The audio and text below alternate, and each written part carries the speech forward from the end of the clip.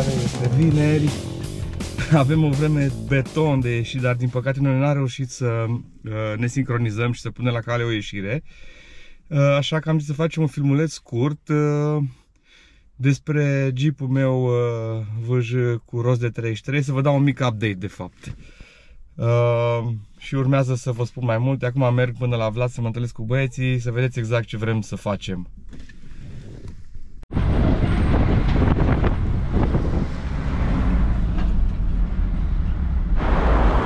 Gata, am ajuns la domnul Vlad. Ia să vedem dacă ne așteaptă cu o cafea corectă. Ia stai așa. Închidem poarta și ne apropiem.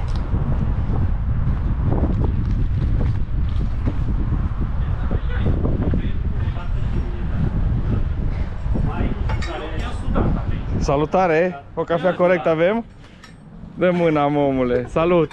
Salut! Oh, îmi pare bine! Numai lucruri bune am auzit despre voi doi. Filmează în croc și să vadă cum se lucră. Ăștia nu-s croc și mă, ăștia din aia. Gata! Și acum urmează. Bă, vremea asta e de super ieșit și noi nu super ieșim. Da, știi ce zic? uite, avem de lucru.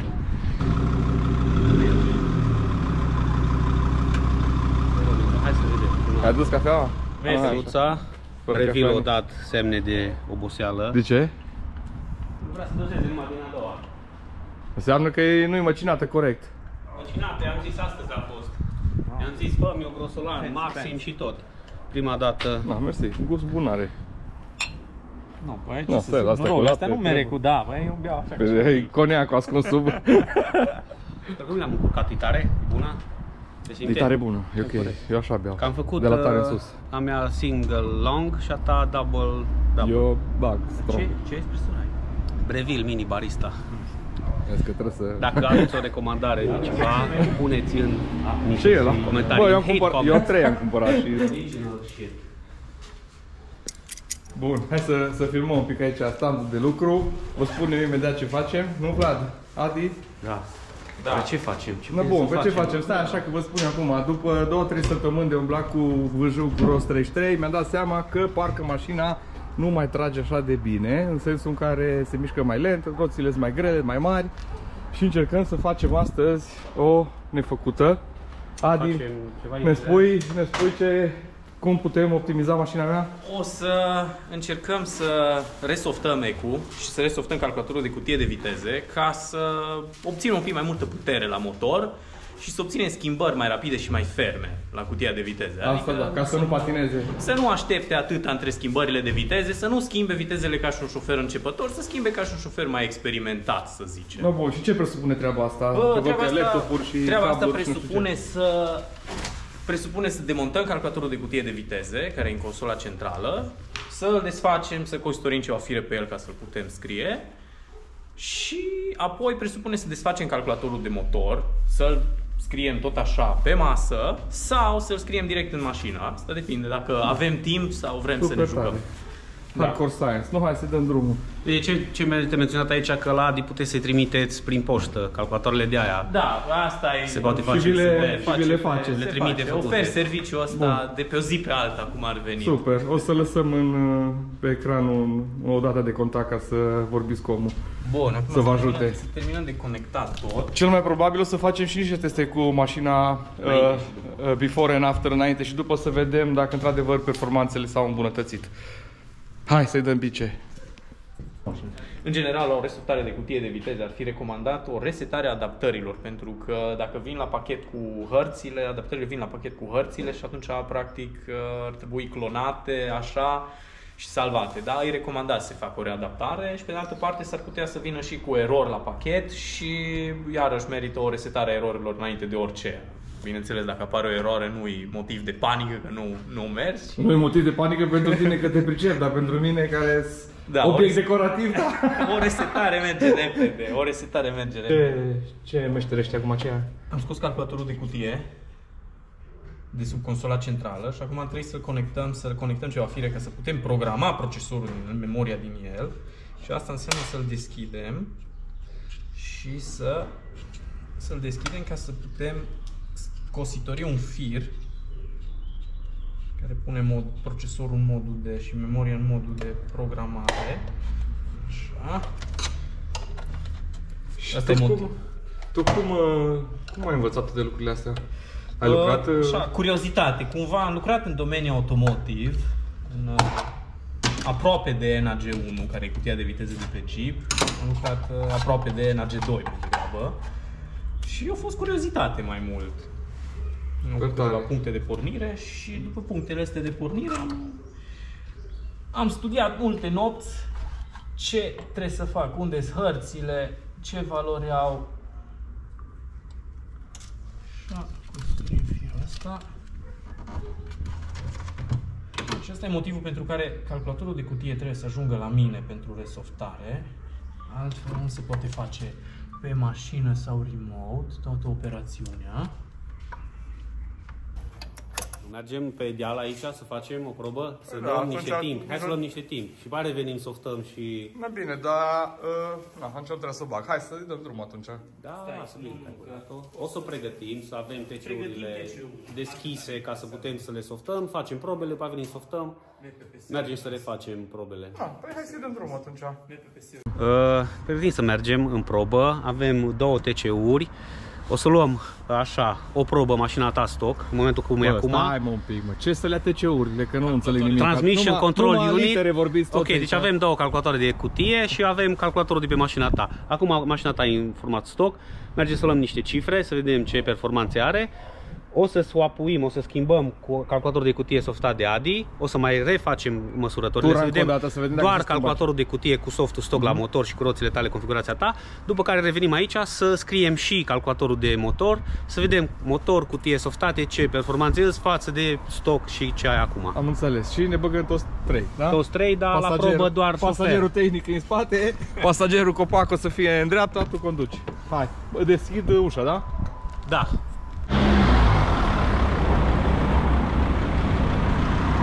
Sunt curios dacă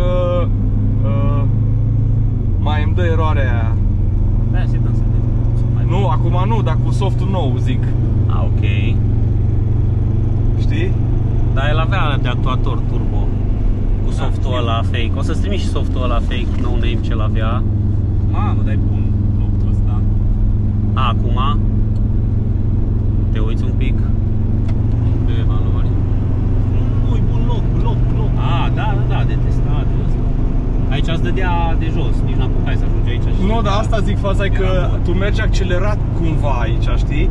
Tu vrei să zici așa. Deci că mergea de la un 60 la oră în sus, când mergea, nu talpă, mergeam constant, știi? Și acolo mi se pare că murea, dădea check engine, intra limitare și salut. Acum mă duc. Dar ți-am zis că n-am mai pățit treaba asta de când am revenit la softul de fabrică.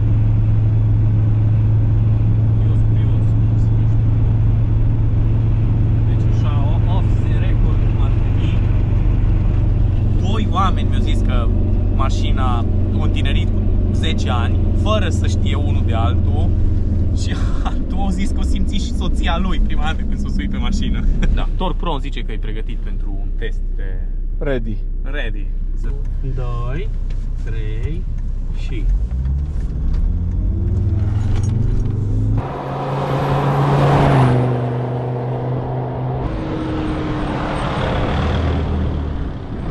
Ați reușit să luați ceva date? Da, am măsurat. Și ce e rese? Putem zice că așa, un pic la vale avem cam 11, am avut o tură de 11,9 secunde 0 la 100 și o tură de 12,4. Deci să zic că avem date. Super. Pentru coborâre și schimbăm calculatorul de cutie și ne reîntoarcem. Și vedem. Super. Schimbăm. Acum s-a răcit un pic mașina. Schimbăm calculatorul de cutie, îl dăm jos pe ăla original. Și punem pe ăsta nou. Punem pe ăsta resursat. Mașina ce are? Brândat. Mașina are o generație un pic mai veche. 2002 are seria asta care teoretic blochează convertizorul mai devreme. Dar ăsta are mai multe îmbunătățiri. Odată cu schimbul la seria AE cu 2004, au mai făcut îmbunătățiri Jeep în modul de funcționare. Băieții de la raliu își testează și ei aici. Loganul, roll cage, Argeș, Pitești.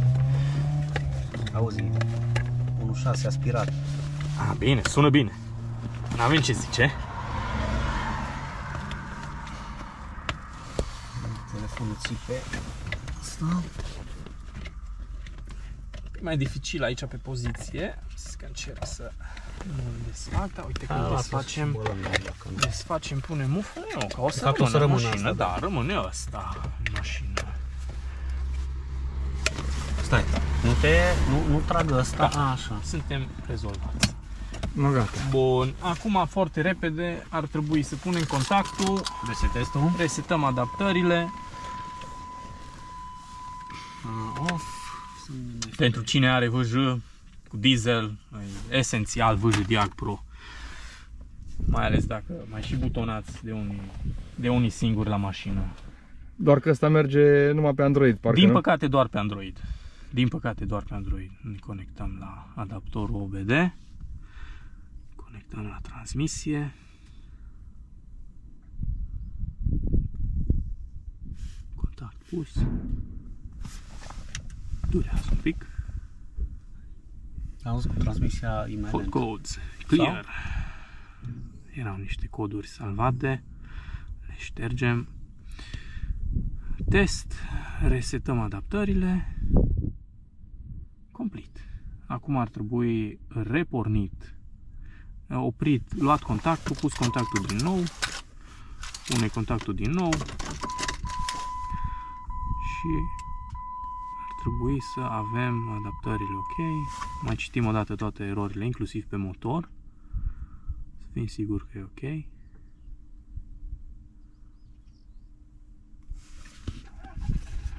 Bun, curat. Verificăm transmisia încă o dată.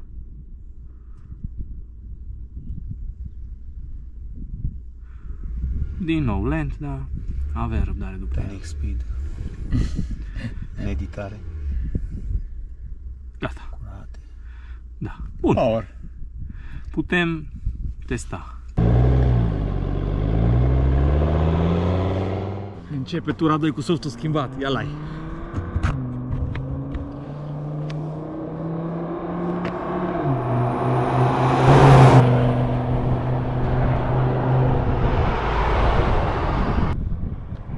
Încă o tură.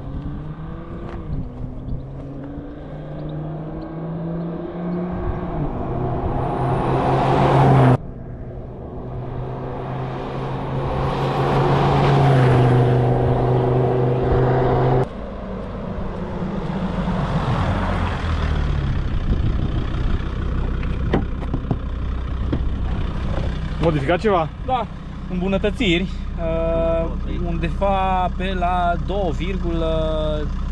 2,3 secunde sau ceva, trebuie să vedem datele. Cea mai bună tură cu softul stock de cutie de viteze față de cea mai bună tură cu softul nou pe urcare. Pe urcare, unde e sarcina mai mare. Și pune și softul motor și după aia îți dai tu o impresie. Ca să mergi cu mașina, nu cu Passatul. Bine. Da. Ciao. Adi, ce facem acum? Acum ne strângem jucăriile și mergem să ne pregătim să scriem softul de motor. O să-l scriem direct pe mașină, e mult mai convenabil. Ok. Și după aia ieșim la o probă. 33%, e ok. 30%. Ia zi, ce avem aici? Scriem magia lui Adi. 33%, să n-atingi pe acolo numai ceva space, Control ceva asta. Și la fire să ai grijă. Control C, Control V. Da, e un pic mai sensibilă Step away treaba. from the vehicle. Gata, mă scuzați. Numai să nu tragi omul fă capă, rămâne de jumate scris. Cred că îl recuperăm oricum, dar nu, să că nu ne se facem viața mai grea. Să nu ne facem. Ideea e că asta se poate face și pe birou, cum ar veni, dacă cineva vrea să-mi trimită ECU. Se poate face fie și pe mașină direct, dacă ne întâlnim undeva sau vine 10 minute și să rescriem softul. Aici ai numărul de telefon și adresa de mail. mergem acum iar de pe motor, chestii, ce softuri. Ce facem acum? Acum mergem să facem proba finală. Proba finală. Soft motor, soft cutie. Câți cai ar trebui să aibă acum? Către 200, undeva la 460 din calcule, 460 de Nm, deci 60 de Nm suplimentar, 12% putere extra, cuplu extra. Hai că vă deschid ușa. Deci așa, în comparație cu așezatul softului la cutia de viteze, având în vedere că își face adaptări în funcție de uzura cutiei, chiar putem zice că softul de cutie de viteze se așează. Un pic trasă de păr, dar se așează softul. Acum. Mergem puțin trafic de Cluj, vedem ca dacă se așeze cum o să funcționeze mai des. No, super. Da, cam asta e. În funcție de uzuri își calculează timp și presiuni și așa, ca să fie cât mai comode schimbările, să zic așa. Înapoi la pistă, să vedem dacă am mai câștigat niște secunde. Eu sunt curios cum o să-ți apară ție, pentru că mașina mea e softată și cutia, și tot timpul când urcam într-o mașină nesoftată, Simțeai că e leneșă? what the fuck is this shit? Piece of shit. Dar da, o să vezi, ești curios de reacția ta. Eu zic să fii atent și să ai Oricum o să întârziere la școală după copii, așa că probabil o să-i dau o blăniță ca să ajung la timp. Noi sărim jos de aici, ne lași din mers. Dacă nu cidează ceva, să sperăm. Mecanic. Na, acum mașina e veche. Bătrânică, uite. Eu mă aștept la orice, oricând. 300.000 de kilometri, dar toate astea merge bine.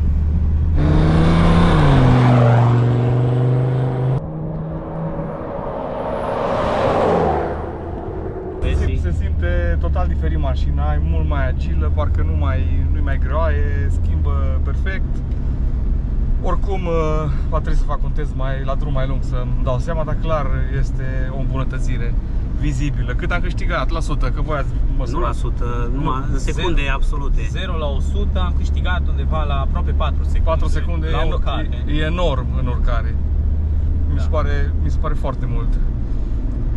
Dar o să revenim cu feedback și poate să facem niște reel-uri sau ceva în care să povestim un pic despre comportamentul mașinii. Acum e un pic, un pic prematur să-mi dau cu părerea, dar așa la prima mână se comportă super, super fain. Mulțumim, Adi. Oricând. Am fost nevoit să facem o mică pauză cu filmările, pentru că fiecare din noi avem treabă, pe lângă distracția cu încotro și cu modificatul mașinilor. Am reușit să mă dau un pic cu mașina, îmi place super mult cum se conduce, simt o schimbare semnificativă la pedală, evident, schimbă diferit, nu știu, îmi vine destul de greu să vă descriu, dar vitezele se schimbă mult mai fluid, nu mai simt deloc că sunt sacadate. Și da, cam asta a fost povestea pe ziua de astăzi. Să sperăm că în curând reușim să ieșim și un pic la pădure sau în teren cu mașinile ca să le testăm puțin mai mult. Deci mulțumim mult pentru vizionări, pentru susținere, like, subscribe dacă v-a plăcut. Ne vedem data viitoare. V-am pupat. Ciao!